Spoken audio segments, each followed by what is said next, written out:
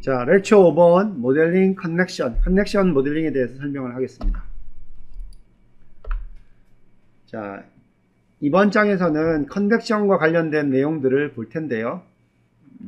컨택 컨트롤, 컨택 리절트 이러한 부분들을 주로 볼 것이고, 그 다음에 이제 메쉬 커넥션 이런 부분들, 그 다음에 조인트 데피니션, 그리고 스프링과 빔 이러한 내용들을 설명을 하겠습니다.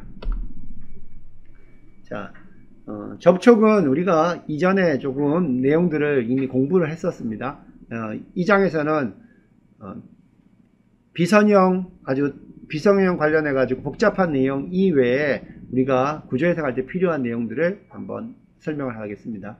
이 접촉 요소 컨택 엘리먼트는 이 서로 접촉이 일어날 거라고 생각되는 부분들에게 이제 스킨과 같이 피부처럼 이렇게 스킨 엘리먼트를 이렇게 덮어 놓은 그러한 모델링 방법입니다. 그래서 컨택 페어의 한쪽을 컨택이라고 하고, 또 짝이 되는 다른 쪽을 우리가 타겟이라고 합니다. 그래서 NCS에서는 컨택은 레드로 표현을 하고, 타겟은 블루로 타겟을 표현을 해서 구분을 쉽게 하고 있습니다. 그래서 외울 때는 RCBT라고 하면 돼요. 레드 컨택, 블루 타겟으로 그렇게 생각을 해주면 됩니다. 자, 컨택 페어의 한쪽을 컨택면, 다른 쪽을 타겟면이라고 하고요. 컨택과 타겟을 구성하는 서피스의 개수는 동일할 필요는 없습니다. 밑에 보면 이제 2D 컨택 페어 같은 경우에는 2D이기 때문에 엣지로 컨택 페어를 만들어주면 되고요. 그래서 이 경우 컨택 타겟을 각각 페이스 하나씩 선택을 했고요. 우리가 지정해 줘야 될 것이 이 부분이 되는 것이고, 그 다음에 타입은 이게 컨택이 일어날 때 어떤 컨택이냐, 접촉이냐, 본디드냐, 노 세퍼레이션이냐, 프릭셔널이냐, 프릭션리스냐, 러프냐 이런 것들을 선택해 주면 되겠고요. 그 다음 비헤이비어를 우리가 좀 이해를 해야 되고, 그 다음에 포뮬레이션을 좀 이해를 해야 되고, 핀볼 리전을 좀 이해를 해야 됩니다.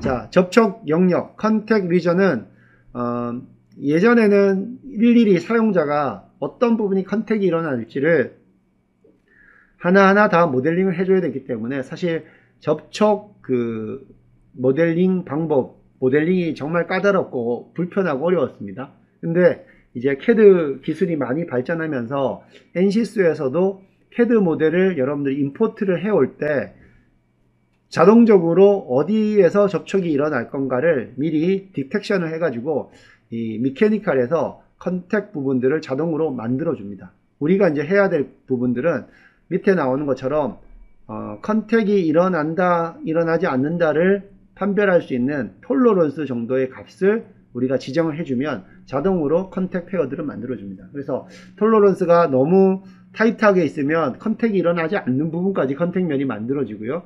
그리고 또 톨러런스를 너무 또 크게 주게 되면은 그 톨러런스보다 안에 들어와야 컨택면이 생기기 때문에요. 또 실제로 컨택이 있는데 컨택이 또 이루어지지 않도록 컨택면이 안 만들어지는 그런 일이 있으니까 여러분들이 모델을 보고 어떤 톨러런스를 하면 좋을지를 선택을 해주면 됩니다. 그래서 여러분들이 모델을 불러오면 아웃라인 트리에 여기 커넥션 부분 밑에 컨택 폴더가 생기고 이렇게 컨택 리전들이 쫙 생깁니다. 그래서 여기 보면 이게 지금 컨택 리전 7번이라고 되어 있는데 컨택이 어떻게 일어나는지 이렇게 빨간색과 파란색 컨택과 타겟면으로 표현이 됩니다. 컨택의 5가지 접촉 방식이 있는데 타입을 여러분들 이거는 이제 기억을 해 둬야 됩니다. 본디드, 노 세퍼레이션, 프릭션리스, 러프, 프릭셔널 이렇게 5가지 컨택 타입이 있습니다. 여기서 이제 본디드라고 하면 우리가 그 컨택 면들 사이에서 노멀 방향과 면의 노멀 방향과 탄젠셜 방향의 거동을 봐야 되는데요. 노멀 방향은 이제 분리가 되냐 안 되냐, 세퍼레이션 되냐 뜻이고요. 그 다음에 탄젠셜 비헤이비어는 미끄러짐, 슬라이딩이 일어나냐 안 일어나냐입니다. 본디드를 하게 되면 이거는 강력 본드로 붙인 것 같아요. 그래서 이거는 접합 조건이기 때문에 세퍼레이션도 안 일어나고 슬라이딩도 안 일어나는 그러한 때 우리가 컨택을 쓰게 됩니다. 그럼 마치 그건 딱 붙어 있는 부분하고 똑같고요.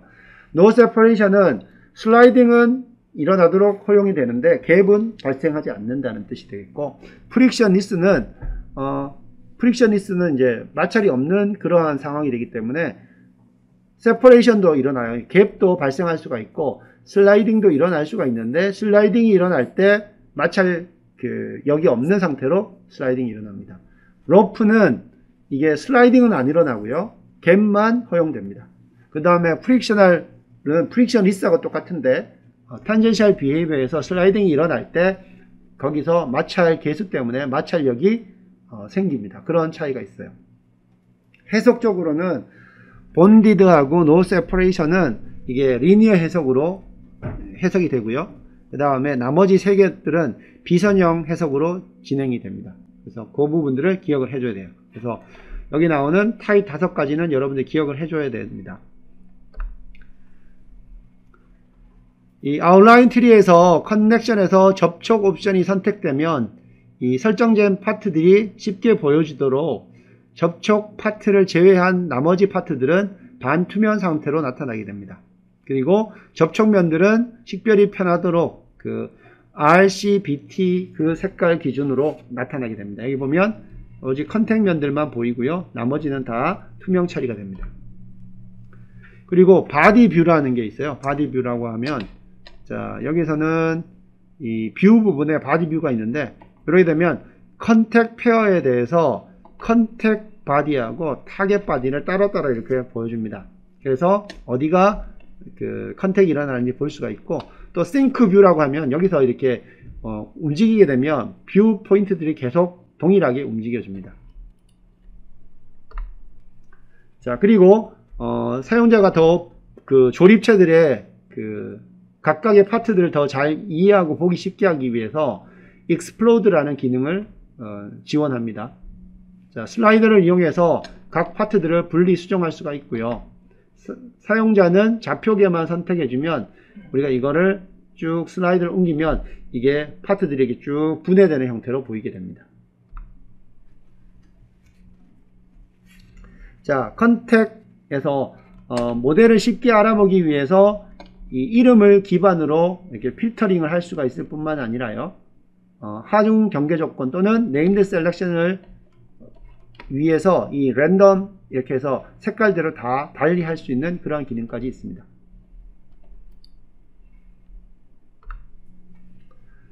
자, 그리고 Go to라는 게 있어요. 여러분들 이 지오메트리 클릭하고 Go to라고 하면은, Go to는 정의한 접촉 조건들을 간단하게 확인할 수 있는 방법들을 볼 수가 있는데요. 어떤 걸 또 볼 수가 있냐면, Go to 다음에 어디 가라는 거잖아요. 어디로 갈 수 있냐면 Bodied without contact, 컨택이 없는 바디들, 그 다음에 Part without contact, 컨택이 없는 파트들, 그 다음에 Contact region for selected body, 선택된 바디들의 그죠? Contact region, 접촉 그 영역으로 가라는 거고요. 그 다음에 Contacts common to selected body, 선택된 바디들의 이제 공통으로 있는 접촉으로 가라는 것이고요. 이렇게 go to 명령을 해서 바로 갈 수가 있고, 그 다음에 여러분들이 컨택을 만들어 준 다음에 컨택 폴더에서 오른쪽 마우스 클릭해서 rename based on definition을 해주면요, 여기 컨택 이름들이 여기 나오는 컨택 그 타입과 어떠한 그 지오메트리들하고 연결되어 있는지 요게 이름이 이런 식으로 바뀌어줍니다. 그러면 이걸 보고 더 쉽게 여러분 찾을 수가 있겠죠. 자, 만약에 뭐 어떤 이유에서든지 자동으로 접촉 페어가 감지되어서 만들어지지 않았다면 여러분들이 수동으로 접촉 그 페어를 정의할 수가 있는데요. 요거는 컨택에 들어온 다음에 insert 오른쪽 마우스 클릭한 다음에 insert 매뉴얼 컨택 리전을 해주면 됩니다. 그리고 컨택면과 타겟면을 여러분들이 지정을 해서 넣어주면 되고 타입을 넣어주면 됩니다. 그리고 여기서도 마찬가지로 프로그램 컨트롤드라고 하는 것은 NCC에서 지금까지 노하우를 담아서 그 세팅을 잡아 놓은 거기 때문에요, 여러분들이 확실히 아는 게 아니고서는 그냥 프로그램 컨트롤을 쓰는 것이 제일 좋습니다. 자, 그러면 이제 미케니컬에서 컨택 페어의 한쪽 면을 이제 컨택이라고 했고 다른 한쪽을 타겟이라고 했다는 건 여러분 이제 기억을 하고 있을 텐데, 여기서 이제 비헤이비어가 뭔지를 한번 보도록 합니다.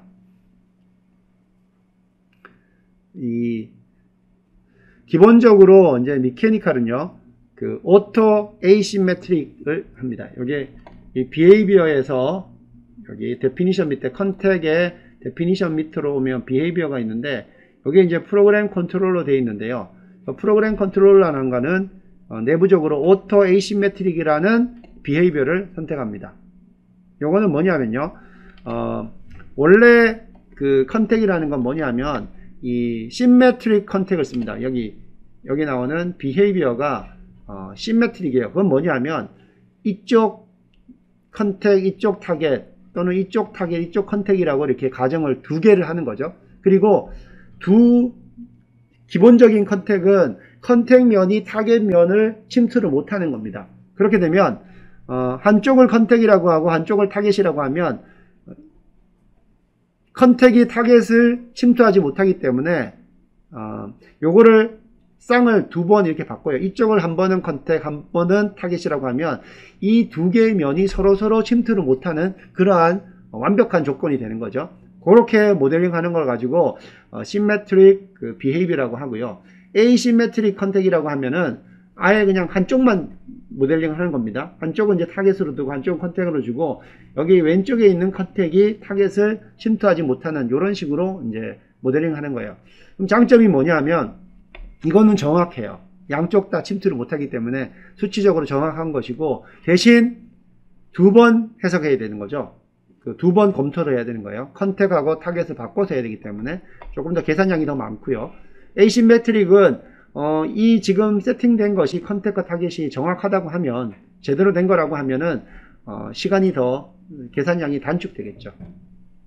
그래서 오토 에이시메트릭으로 이제 프로그램 컨트롤을 해서 엔시스가 더 내부적으로 이 지금 모델 상황을 살펴보고 더 선호하는 컨택 타겟면으로 자기가 지정을 해버립니다. 그런 것들을 가지고 우리가 오토 에이시메트릭 방법이라고 하고요. 에이시메트릭 컨택이라는 것은 이제 여러분들이 컨택과 타겟을 딱 지정해 버리는 겁니다. 그게 에이시메트릭 방법이 돼요. 그리고 심메트릭은 어떤 것들을 선택하든 상관없어요. 왜냐하면 내부적으로 서로 페어들을 바꿔가면서 계산하기 때문에 그렇게 하는 것을 가지고 심메트릭 비헤이비어라고 이렇게 설명을 합니다.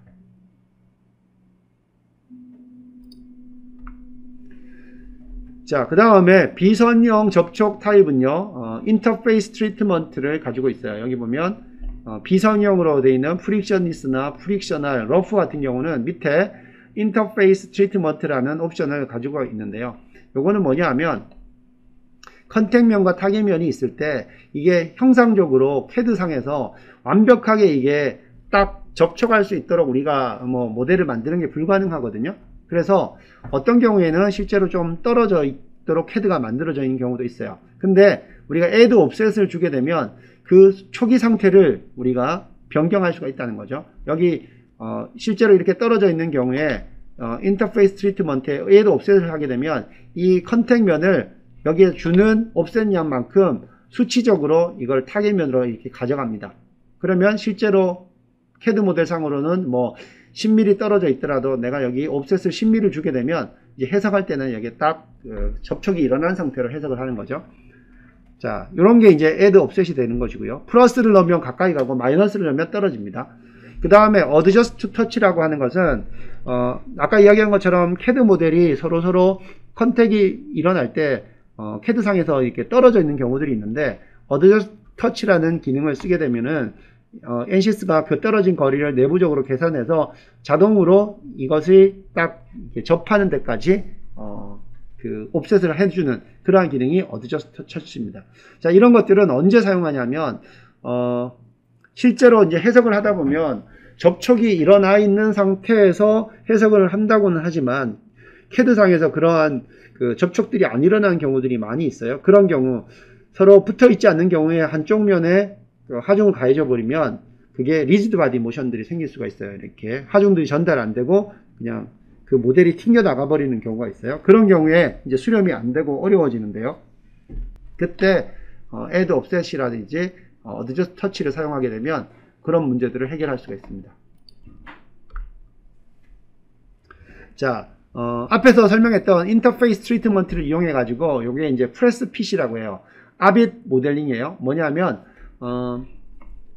이 뭔가를 이제 체결하는 데 있어 가지고 여기 이제 샤프트가 있고 여기 홀이 있으면 이 샤프트를 이 홀에 꽉 끼도록 만드는 거죠. 어떻게 하냐면 이 샤프트를 이 홀의 크기보다 조금 더 크게 가공을 합니다. 그 다음에 뭐 열을 가한다든지 여러 가지 방법을 통해서 이것을 이 샤프트를 여기다가 홀에다가 억지로 끼워 맞춤을 놓습니다. 그리고 온도를 낮추게 되면 원래 형상대로 돌아와서 홀이 실제로 샤프트보다 더 작았기 때문에 여기 꽉 끼임이 생기는데 그걸 가지고 인터피어런스 핏이라고 합니다. 그런 것들을 이제 인터페이스 트리트먼트를 이용해서 해석을 할 수가 있어요.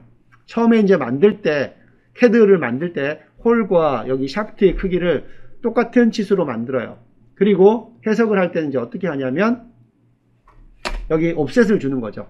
그죠? 옵셋을 주게 되면 이 옵셋을 주는 양만큼 이 끼워 맞춤 양들을 우리가 조정할 수가 있어요. 그렇게 되면 이러한 해석들도 쉽게 할 수가 있습니다. 이 모델 같은 경우에는 구멍의 직경보다 핀의 직경이 더 큰 경우죠. 자, 그래서 구멍의 크기보다 초과된 크기만큼의 컨택 옵셋을 우리가 설정을 해주면 이게 이러한 형태의 인터피어런스 핏 해석을 할 수가 있다는 거죠. 자, 그리고 핀볼 리전에 대해서 이야기를 하겠습니다. 핀볼 리전은 이 경우에요. 핀볼 리전은 제일 끝에 있는 부분입니다.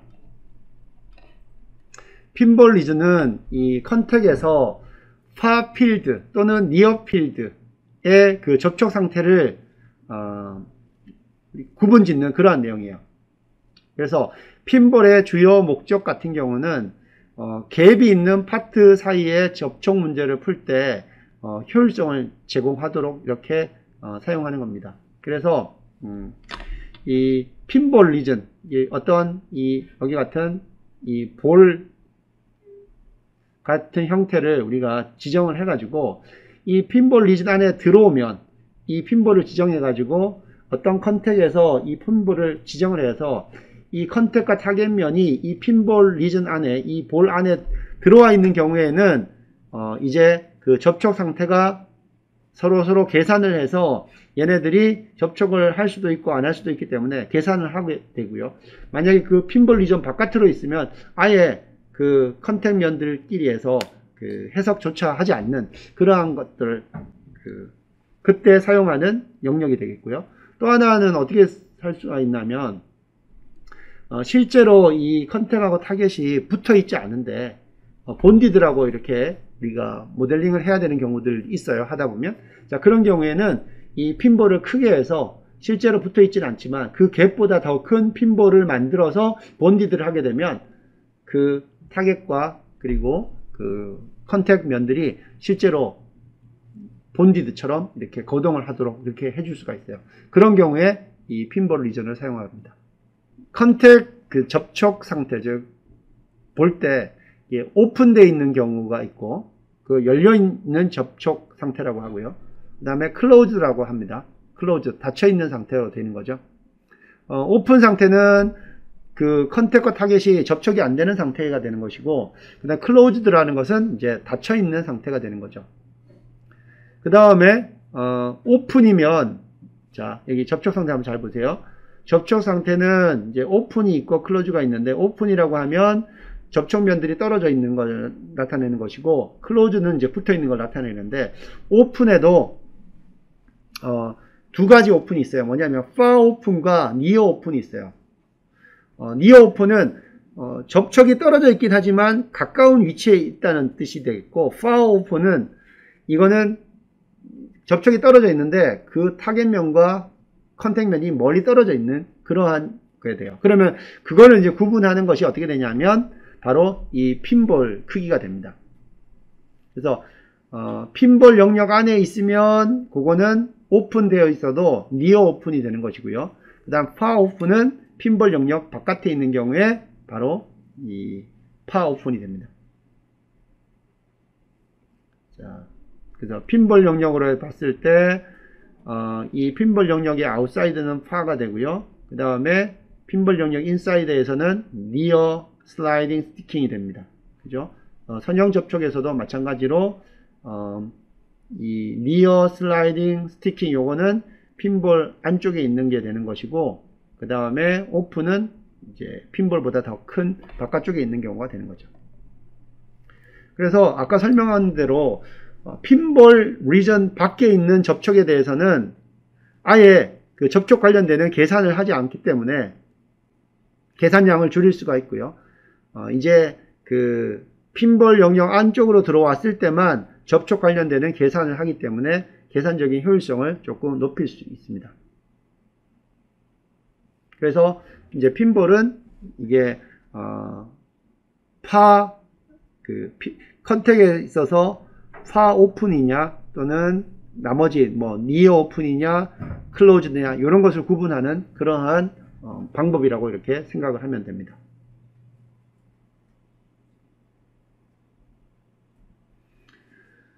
자,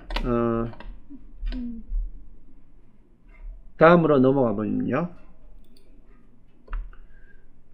자, 이번에는 원래 이제 접촉 같은 경우에는 페이스 투 페이스 컨택으로 주로 이제 생각을 하는데, 쉘 같은 경우에는 이게 밑에 보는 것처럼 페이스하고 엣지하고 컨택을 할 수도 있습니다. 또는 경우에 따라서는 엣지 투 엣지 접촉이 될 수가 있어요. 근데 이거는 자동으로 되는 것은 아니고요.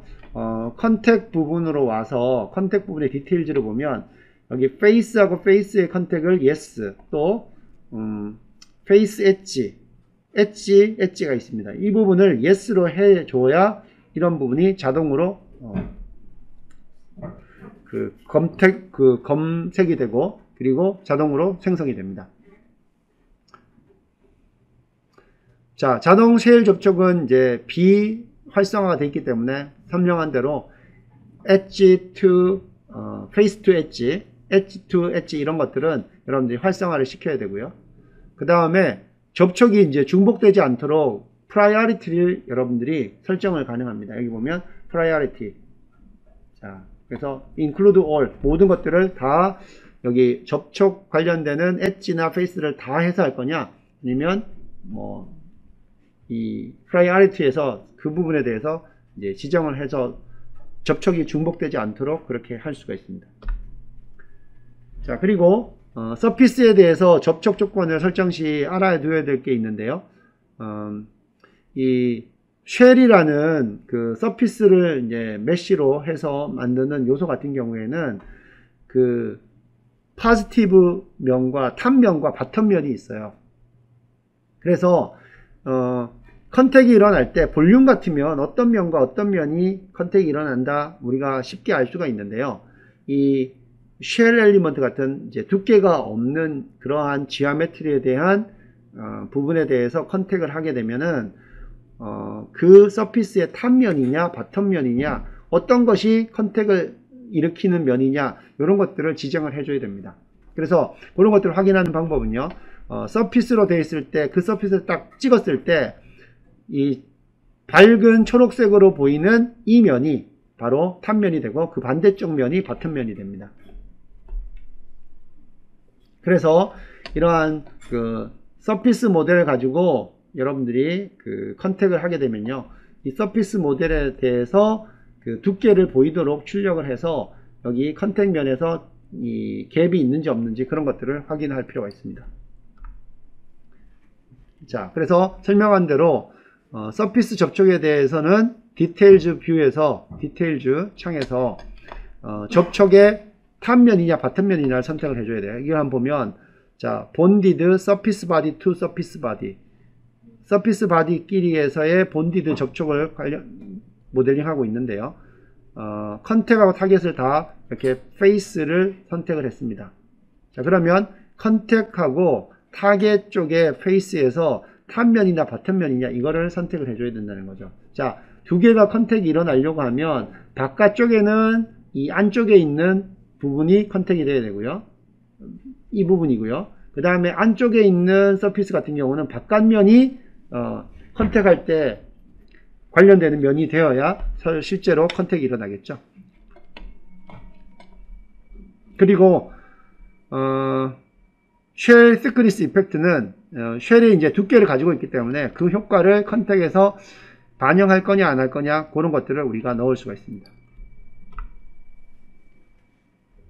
자, 그리고 컨택의 리절트에 대해서 한번 보면요, 접촉에 대한 세부 결과는 컨택 툴을 통해서 확인 가능합니다. 여기 툴박스에 보면 컨택 툴이 있고요.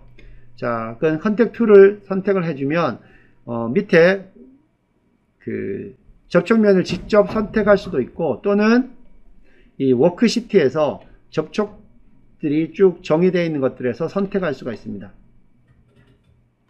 자, 그래서 볼 수 있는 결과는 프릭셔널 스트레스, 프레셔, 접촉 프레셔죠. 슬라이딩 디스턴스, 그 다음에 페니트레이션, 얼마나 침투했느냐, 그 다음에 갭, 그 다음에 스테이터스, 이런 것들을 볼 수가 있습니다. 그래서 컨택 툴을 하면은 여러분들이 보고자 하는 이 컨택 이름들이, 리전들이 이렇게 밑에 보이고 여러분들이 이거를 선택해 주면 됩니다.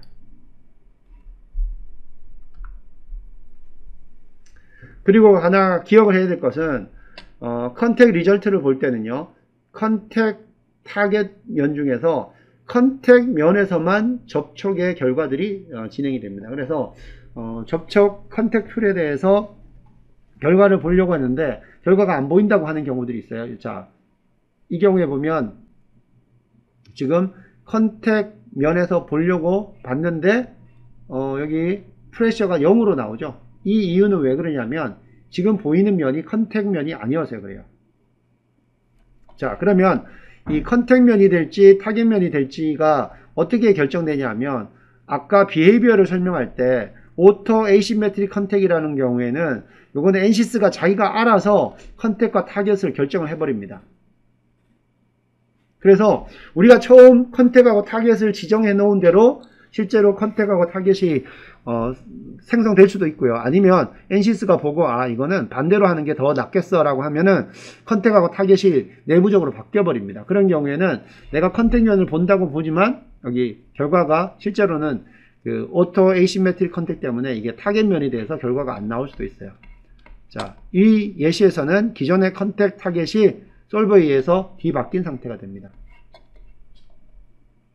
자, 그렇게 되면 이 경우에는 이제 실제로는 결과는 컨택면에서만 나오는데 오토 에이시메트릭 그 컨택 때문에 바뀌었기 때문에 여러분들이 컨택 사이드를 여기 타겟으로 바꿔주고 나면 이렇게 프레셔를 볼 수가 있다는 겁니다.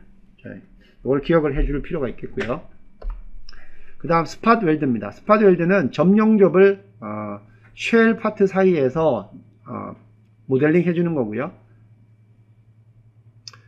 스팟 웰드는 모델의 벌틱스를 쌍으로 이제 정의를 해주면 되는 것이고, 그 다음에 이 스팟 웰드 커넥션을 하게 되면 내부적으로는 두 점 사이에 이런 빔이 하나 만들어지고, 그 빔이 이 스파이더 웹처럼 이 근처의 절점에 그 분산되어서 이 부분들이 이렇게 연결되는, 그래서 용접된 효과를 나타내는 그러한 방식으로 모델링 되는 겁니다. 그 다음 메쉬 커넥션이 있습니다. 메쉬 커넥션은 메쉬를 커넥션 이어주는 거예요. 위상적으로 연결이 끊긴 면 바디들, 서피스 바디들의 격자들을 연결해 줍니다. 실제로 이렇게 서로 서피스가 떨어져 있는 경우에 메쉬들을 이렇게 붙여주는, 커넥션하는 그러한 부분들이 되는 거고요. 요거는 메쉬 커넥션은 메쉬 단계에서 뭐 엣지 투 엣지 또는 엣지 투 페이스 옵션으로 우리가 메쉬를 커넥션 할 수가 있고요. 요거는 이제 캐드를 손대는 것이 아니라 미케니컬에서 메쉬하는 경우에 이렇게 이어주는 그러한 방식이 되겠습니다. 메쉬 커넥션을 할 때 마스터와 슬레이브 개념을 사용하게 되는데요. 마스터는 슬레이브가 투영되어지는 부분을 말합니다. 자, 이거 같은 경우에 위에가 밑에서 밑으로 투영된다고 하면 밑바닥이 마스터가 되는 것이고, 슬레이브는 이 엣지가 되는 겁니다. 마스터 개체는 페이스 또는 엣지를 사용할 수 있고, 슬레이브는 엣지만 가능합니다. 그래야 이게 투영이 돼서 이 마스터 서피스나 엣지에 갈 수가 있겠죠. 이렇게 되는 것이고요. 이거는 크게 많이 쓰이는 거는 아니에요. 그래서 좀 설명을 좀 빨리 진행을 하고 있습니다. 메시 커넥션에서 메시는 어떻게 하냐면요. 메시로 가서 그 다음에 메시 에디트, 여기 메시 에디트 있죠. 그리고 메시 커넥션 그룹, 메시 커넥션 그룹에서 선택을 해줍니다. 자, 메시 커넥션들은 수동 또는 자동으로 만들어줍니다. 여기 메시 에디트가 모델 트리에 있고요. 아웃라인 트리에 있고, 메시 커넥션에서 인설트 메시 커넥션 그룹 이렇게 해서 해줄 수가 있고, 또 매뉴얼 메시 커넥션도 할 수가 있습니다. 자, 메시 커넥션을 한번 보면 일단 마스터는 여기에서 페이스를 밑에를 선택을 했고, 슬레이브는 이제 엣지를 선택을 했습니다. 두 개의 엣지를 선택을 했고, 그 다음에 톨러런스는 여기 10mm, 그 다음에 스냅 투 바운더리, 자, 요거는 일단 노로 이렇게 했고요.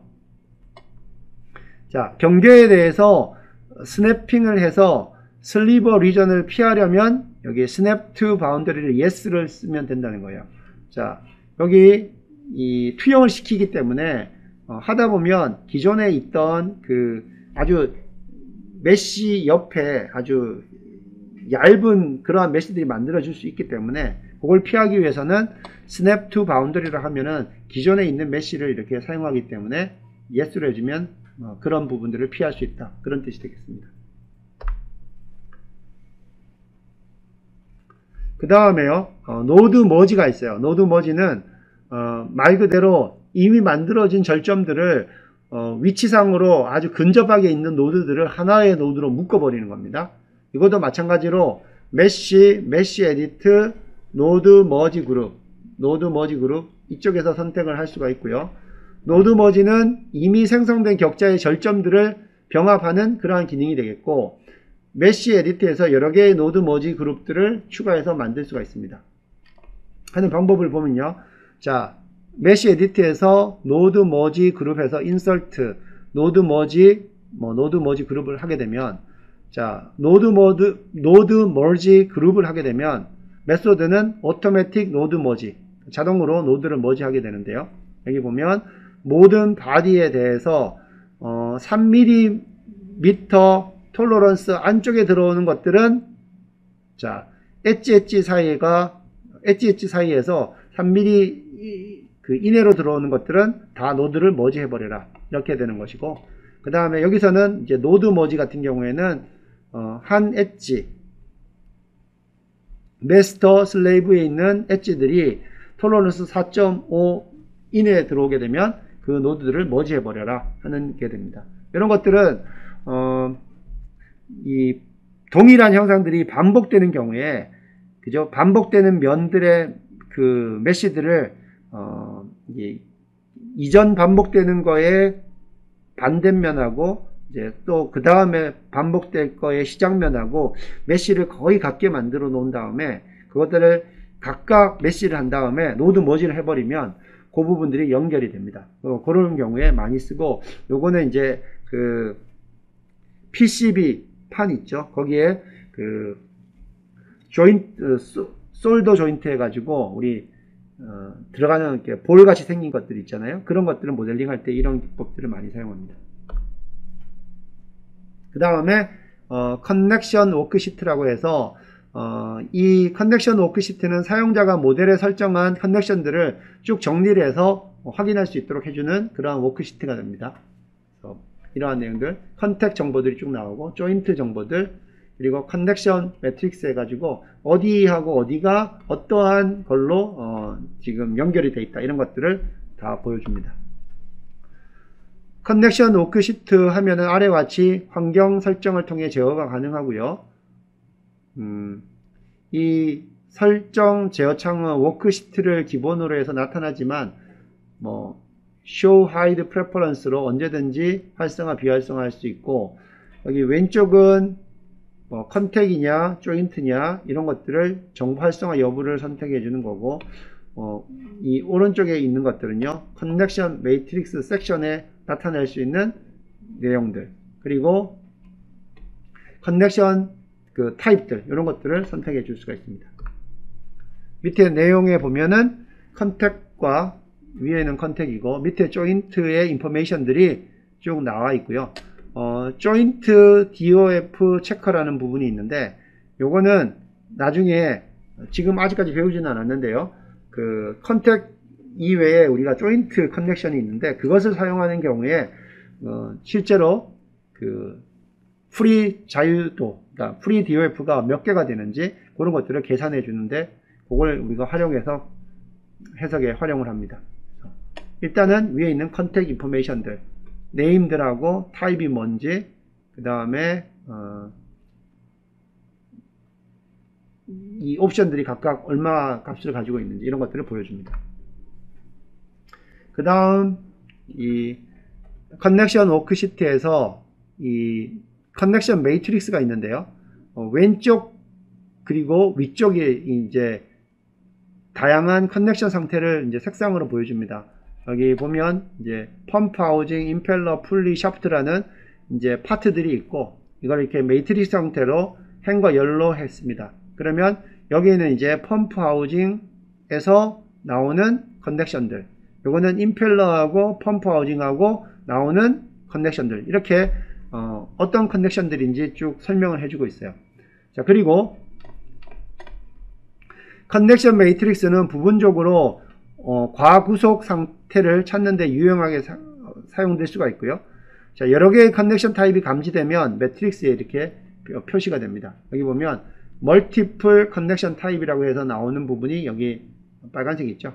여기 초록색 같은 경우에는 그냥 컨택이고, 여기 하늘색은 조인트가 되는 것이고, 이런 색깔은 이 다중으로 커넥션들이 들어가 있다, 이런 관계들이 있다는 것들을 보여주는 그러한 표가 이게 커넥션 매트릭스가 되겠습니다. 자, 여기까지 해서요, 그 커넥션 부분에 대해서 일단 설명을 했고, 그 다음 워크샵 부분들을 한번 그 다음은 넘어가 보겠습니다.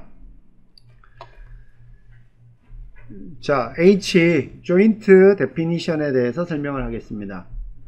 지금까지 이제 커넥션으로 보면 우리가 컨택을 이야기를 했고, 또 하나 여러분들이 생각할 수 있는 게 경계 조건이에요. 그죠? 경계 조건은 여러분들이 그 environment와 여러분들이 봐야 되는 구조물과의 관계를 보는 것이고, 그 다음에 컨택은 바디하고의 관계에서 나오는 것이에요. 그럼 조인트는 뭐냐? 조인트도 결국은 바디하고의 관계를 나타내는 건데, 이 조인트는 컨택하고 좀 다른 게요. 조인트는 두 개의 바디 사이에서 그 레퍼런스하고 그리고 모바일이라는 두 개의 그 기준을 정해서 그 기준 사이에 어떠한 자유도가 허용이 되느냐, 뭐 이런 식으로 모델링을 하는 겁니다. 그래서 컨택하고 틀려요. 그러니까 조인트로 어떤 바디를 연결하면 그 바디에 연결되는 뭐 압력이라든지 이런 것들은 계산이 안 되고요. 오직 그 조인트에서의 상대 그 변이만 계산할 수가 있어요. 컨택은 어떻게 돼요? 컨택은 그 바디가 만나는 부분에서의 어떤 로컬한 응답까지 다 얻을 수가 있는 거죠. 그런 차이가 있습니다. 자, 조인트 데피니션. 미케니컬의 조인트는요, 바디 투 바디 사이, 또는 바디 투 그라운드, 그라운드라고 하면 이제 고정된 바닥을 의미합니다. 이들의 상호작용 또는 거동을 나타낼 때 사용되는 겁니다. 요거는 접촉을 대체할 수 있는 거예요. 자, 미케니컬에서는 9가지의 조인트 타입이 사용되고요. 요 각각이 바디 투 바디, 아까 이야기했죠. 바디하고 바디 간의 관계, 또는 바디 투 그라운드, 바디하고 이제 그라운드, 고정된 어떤 바닥하고의 관계를 정의할 수가 있습니다.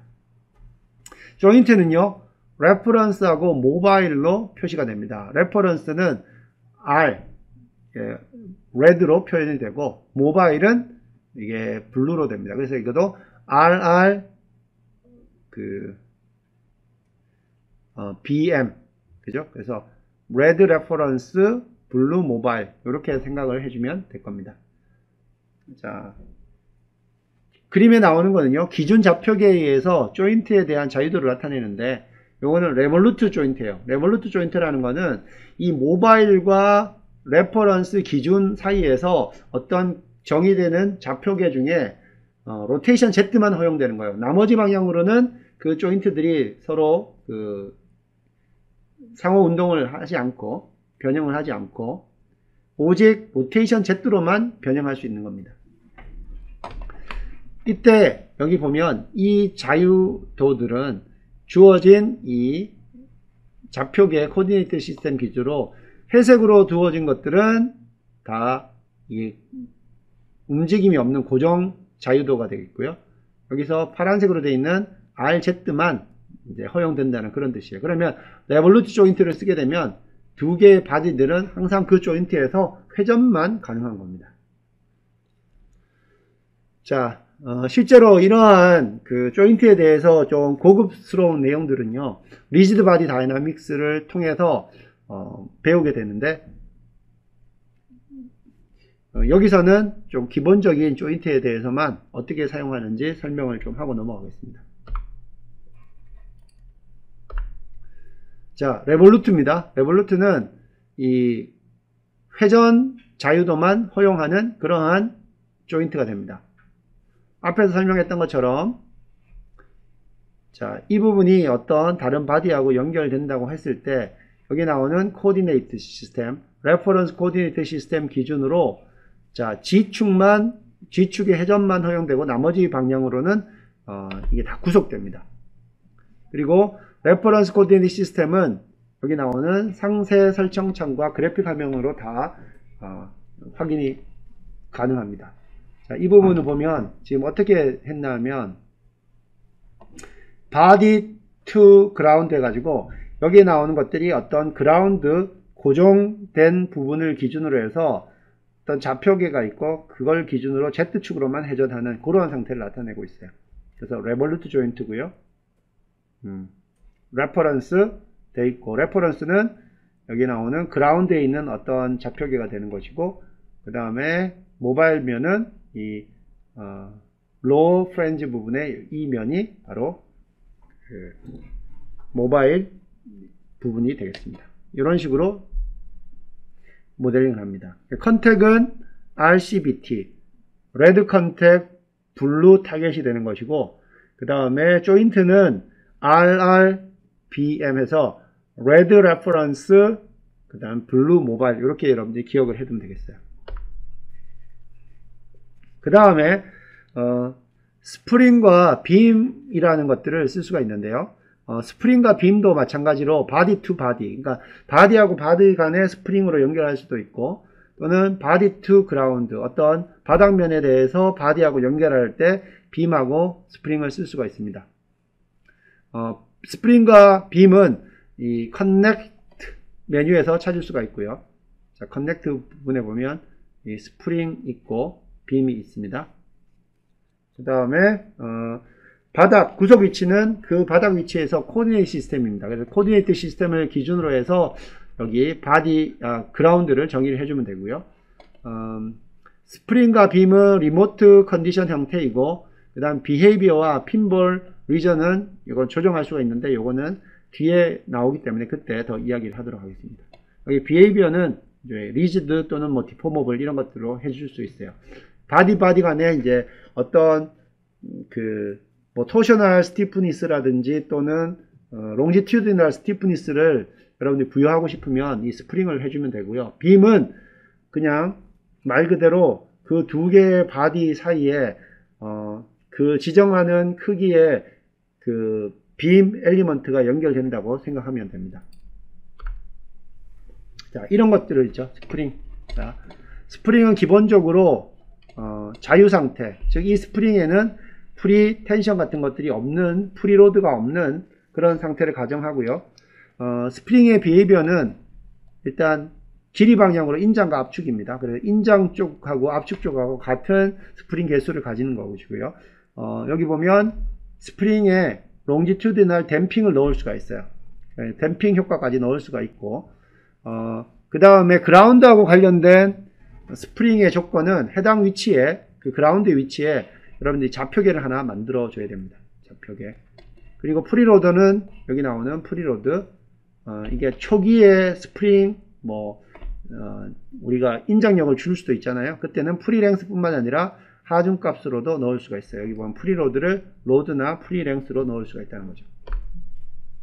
자, 빔은요, 일단 기본적으로 빔이라고 되면 이처럼 여러분들이 볼 때 이 부분에 이제 볼팅을 해서 어디인가 여러분들이 구속을 한다고 치면 그 볼트를 대신해서 이렇게 같은 원형 단면을 가지는 어떠한 재질의 빔으로 이렇게 간단하게 모델링 할 수가 있습니다. 그래서 빔은 일단 서큘러 크로스 섹션을 가진다고 가정을 하고요. 그 다음에 반경의 크기는 여기다 넣어주면 되고요. 빔의 물성은 여러분들이 엔지니어링 데이터에서 넣어주면 되고, 그 다음에 바닥의 스프링 조건을 할 때는 그 바닥에 해당되는 부분에다가 로컬 좌표계를 만들어주면 됩니다. 그래서 이러한 빔으로 사용되는 것들은 실제로 볼트를 모델링 할 때 많이 사용을 합니다. 볼트를 실제로 모델링 하지 않고 이러한 빔 커넥션을 이용해 가지고 볼트를 모델링을 합니다. 그때 사용하면 됩니다. 자, 어펜딕스 부분에 이제 조인트 컨피그레이션, 조인트 스톱 앤 락 부분, 조금 더 조인트에 대해서 고급 기능들인데 그 부분 설명을 하도록 하겠습니다.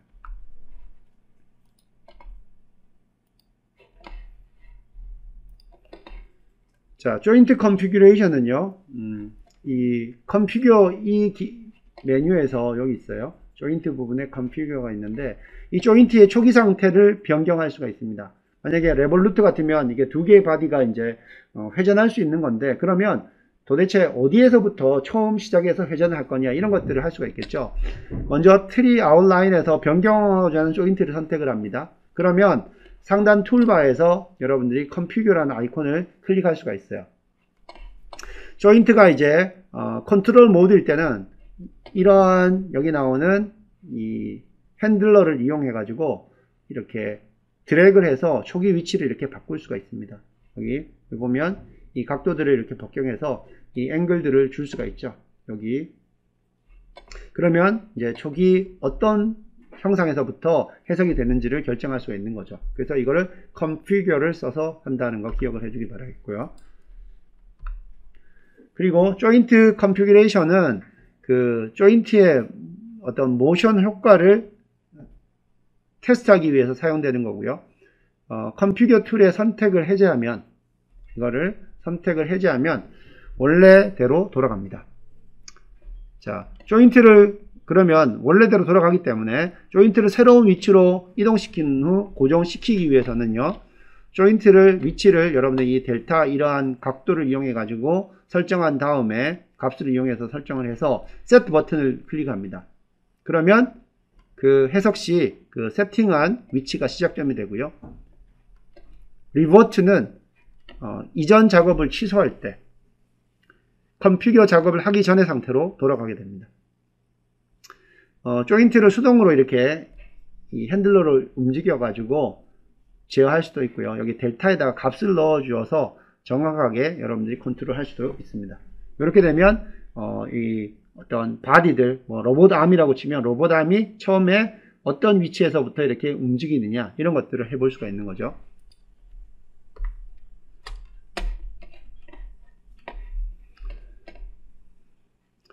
조인트의 움직임은 조인트 좌표계에 의해서 결정되기 때문에 때에 따라서 이 좌표계가 조인트의 정확한 고동을 표현할 수 있도록 재정렬하는 경우도 있습니다. 재정렬을 해야 되는 경우들도 많이 있어요.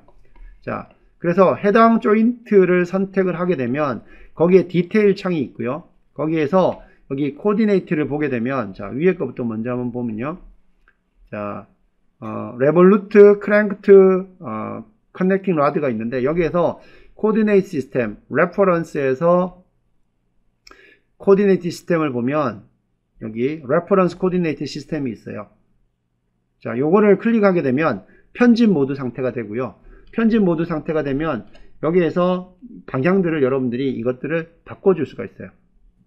자, 그래서 편집 모드가 되게 되면은 좌표계를 변경을 할 수가 있는데, 이처럼 원래 있던 좌표계가 있고요. 이렇게 커서를 움직여 보면 이렇게 새로운 방향의 그 축들이 보이게 됩니다.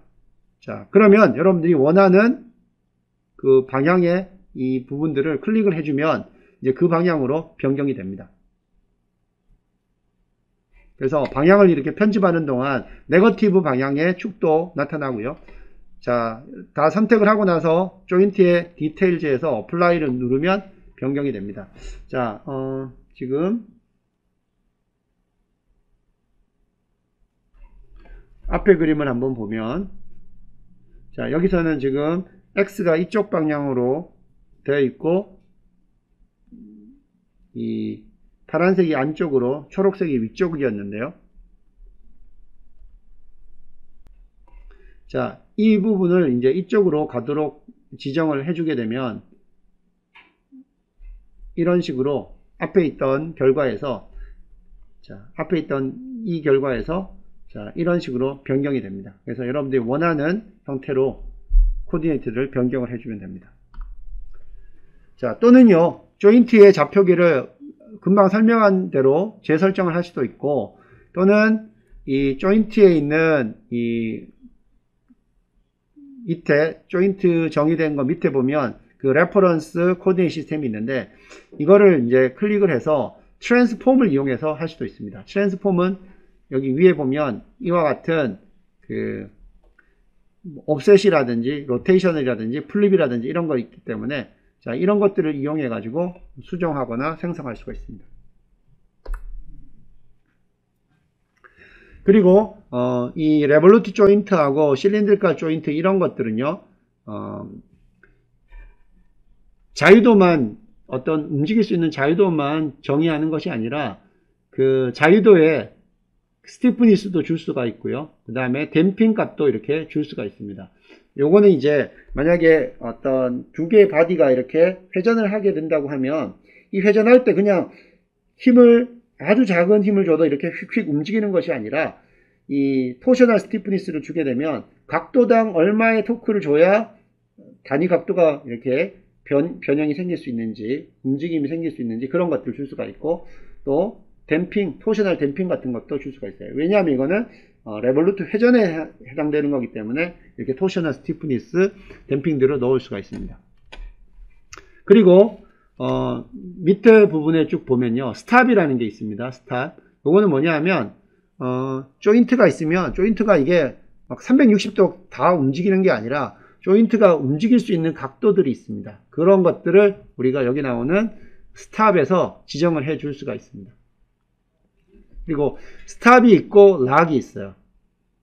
자, 대부분의 조인트는 조인트의 모션을 제한하기 위해서 여기 나온 스탑 또는 락 기능들을 가지고 있습니다. 근데 요거를 쓰게 되면요, 반드시, 요건 이제 내일 이야기를 하게 되겠는데, 솔브를 할 때 라지 디플렉션 이 부분을 반드시 ON을 해주고 해석을 진행을 해야 됩니다.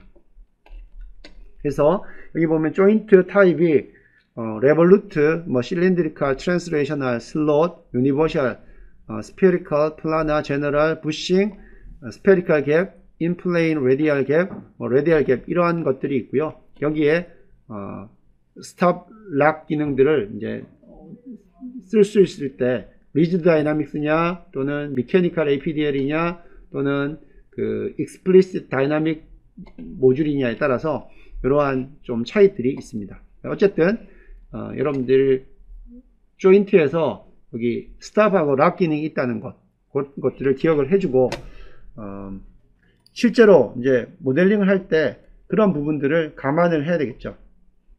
자, 그러면 여기서 이제 스탑하고 락하고의 차이는, 스탑은 거기서 이제 그 스탑 조건이 있으면은 이게 어떤 조건이냐면, 이제 스톱포가 있는 거와 똑같아요.